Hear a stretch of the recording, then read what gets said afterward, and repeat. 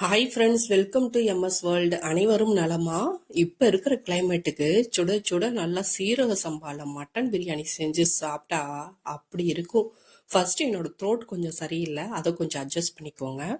3 பட்டை பெரிய துண்டு, 4 கிராம்பு, 3 ஏலக்காய், 4 காரம் இல்லாத பச்சை மிளகாய், 5 பல்லாரி வெங்காயம் ஸ்லைஸாக கட் பண்ணி வச்சுருக்கேன், 3 மீடியம் சைஸ் தக்காளி பழம், 5 குட்டி தக்காளி பழம், மீடியம் சைஸில் ஒரு எலுமிச்சை பழம், அரிசி 3 டம்ளர் இந்த டம்ளரால் அளந்து வச்சுருக்கேன்.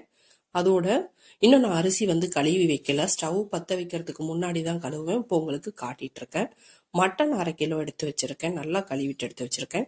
மட்டன் வாங்கும்போது நல்லா ஒரு கொழுப்பு பகுதி, நல்ல கொழுப்பாக நல்லா ஃப்ரெஷ்ஷாக இருக்கும். அந்த மாதிரி கொழுப்புலாம் வாங்கி சேர்த்துக்கிட்டோன்னா பிரியாணி நல்லா ரிச்சாக டேஸ்ட்டாக இருக்கும்.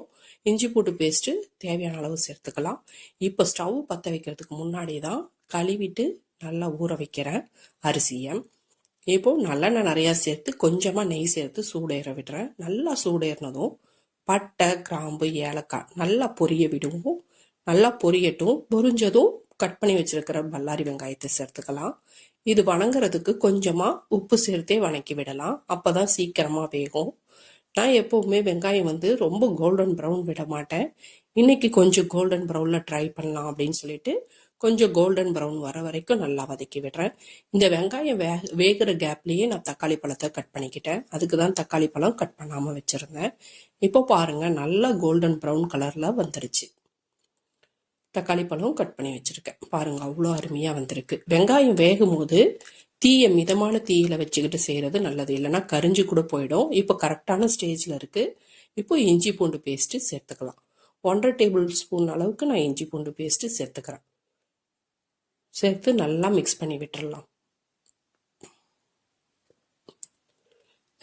இஞ்சி பூண்டு பேஸ்ட்டு சேர்க்கும் போதே புதினா இலை ஒரு கையளவுக்கும் மல்லி இலைகள் கொஞ்சமாகவும் சேர்த்து வதக்கி விடுறேன். வெங்காயத்தோட ஃப்ளேவர் நல்லா இறங்கியிருக்கும், இஞ்சி பூண்டோட பேஸ்ட்டு ஃப்ளேவர், அதோட புதினா மல்லி இலைகள். இஞ்சி பூண்டோட பச்சை வாசனை போனதும் 1.5 டீஸ்பூன் அளவுக்கு மிளகாத்தூளை இதுலேயே சேர்த்து வறுத்து விடுறேன். இப்படி மிளகாத்தூள் சேர்க்கும் போது பிரியாணிக்கு நேச்சுரலாகவே நல்லா கலர் கிடைக்கும். அதுக்காக தான் இப்போவே மிளகாத்தூள் சேர்த்துக்கிறோம். இப்போ மிளகாத்தூள் சேர்த்து 1 நிமிஷம் ஆனதும் பச்சை மிளகாய், தக்காளி பழம் கட் பண்ணி வச்சுருந்தோம், அதையும் சேர்த்து நல்லா கலந்து கொடுத்துக்குவோம். தக்காளி வேகிறதுக்கு கொஞ்சமாக உப்பு சேர்த்து கூட வேக வைக்கலாம். இப்போதான் பட்டை, கிராம்பு, ஏலக்காய் பவுடர் பண்ணதை சேர்த்துக்கிறேன். அது ஒரு 1/2 டீஸ்பூன் அளவுக்கு சேர்த்துக்கிறேன். சேர்த்து நல்லா மிக்ஸ் பண்ணி விட்டுடலாம். தக்காளி நல்லா மசியணும், அப்போதான் பிரியாணி நல்லா அருமையாக வரும். தக்காளி வேகிறதுக்கு கொஞ்சமாக உப்பு சேர்த்துக்கிறேன். நல்லா மசிஞ்சு வரணும் தக்காளி. சீரக சம்பா அரிசி 1 கிலோ 200 ரூபான்னு விற்கிது. நான் இப்போ தான் 2வது டைம் 3வது டைம் வாங்குறேன்னு நினைக்கிறேன். ரொம்ப நாள் ஆயிடுச்சு சீரக சம்பா வாங்கி. இப்போது 200 ரூபா சொல்கிறாங்க. ரேட் அதிகமாக தான் இருக்குது. தயிர் 50லேருந்து 75 மில்லி சேர்த்துருக்கேன். இது வீட்டில் ஊற போட்ட தயிர், புளிப்பு அதிகமாகவே இல்லை. புளிப்பு அதிகமாக இருக்கிற தயிர் சேர்க்கும் போது பிரியாணி இன்னும் நல்லாவே டேஸ்ட்டாக இருக்கும். தயிர் புளிப்பு கம்மியாக இருக்கும் போது லெமனோட புளிப்பை நம்ம அதிகமாக கொடுத்துக்கலாம். தயிர் புளிப்பு கம்மியாக இருக்கும் போது லெமனோட புளிப்பை அதிகமாக்கிக்கலாம். அது மாதிரி பார்த்து அட்ஜஸ்ட் பண்ணிக்கணும். இப்போ நல்லா தக்காளி மசிஞ்சு அவ்வளோ அழகாக வந்துருச்சு. இப்போது அலசி வச்சிருக்கிற மட்டனை சேர்த்து நல்லா மிக்ஸ் பண்ணி விட்டுடலாம். ஒவ்வொன்றும் சேர்க்கும் போது அவ்வளோ மனம் கூடுதலாக கிடச்சிக்கிட்டே இருக்குது. எப்படா இந்த பிரியாணி சாப்பிடுவோம் அப்படிங்கிற மாதிரி இருக்குது. நல்ல மனமாக இருக்குது வீடே. இப்போ கொஞ்சமாக மூழ்கிற அளவு தண்ணி விட்டுக்கிறேன். மட்டன் வேக வைக்கிறதுக்கு ரொம்ப தண்ணி விட வேண்டாம், ஏன்னா தண்ணி எல்லாம் வெளியே வந்துடும். மட்டனில் உப்பு பிடிக்கணுங்கிறதுக்காக கொஞ்சம் உப்பும் சேர்த்துக்கிறேன். நான் ஒரு 5 விசில் விட்டு எடுத்துக்கிறேன். நீங்கள் நார்மலாக மட்டன் வேக எவ்வளோ விசில் விடுவீங்களோ அது போல் விட்டுக்கோங்க. இப்போ விசில் அடங்கினதும் ஓப்பன் பண்ணி காமிக்கிறேன். விசில் நல்லாவே அடங்கிடுச்சு. இப்போ ஓப்பன் பண்ணி பார்த்துடலாம். வாவ், எப்படி தக தக தகன்னு மின்னுது பாருங்க. பார்க்கும் போதே அவ்வளோ ஆர்வமாக இருக்குது. இப்படியே போட்டு சாப்பிட்றலாம் போல இருக்குது. தோசைக்கெல்லாம் இந்த மட்டன் வேக வச்சதை சாப்பிட்டோம்னா அவ்வளோ அருமையாக இருக்கும். இதில் மட்டனில் 3 டம்ளர் தண்ணி இருக்குது, அளந்து பார்த்துட்டேன். தனியாக 3 டம்ளர் தண்ணி கொதிக்க வச்சிருந்தேன், அதையும் இதில் சேர்த்துக்கிறேன். 1 டம்ளருக்கு 2 டம்ளர் தண்ணி சேர்த்துக்கணும்.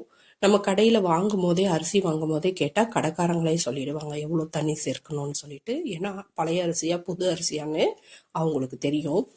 இப்போது அரிசிக்கு தேவையான அளவு உப்பு சேர்த்துக்கணும். இப்போ உப்பு சுவை வந்து கொஞ்சம் தூக்கலா தெரியணும். அப்பதான் சாப்பாடு ரெடி ஆகும்போது உப்பு கரெக்டா இருக்கும். நான் ஒரு லெமன் பிழிஞ்சுக்கிட்டேன். ஏன்னா தயிர்ல புளிப்பு கம்மியா இருந்தது. அதனால ஒரு லெமன் ஃபுல்லா புழிஞ்சு சேர்த்துக்கிட்டேன்.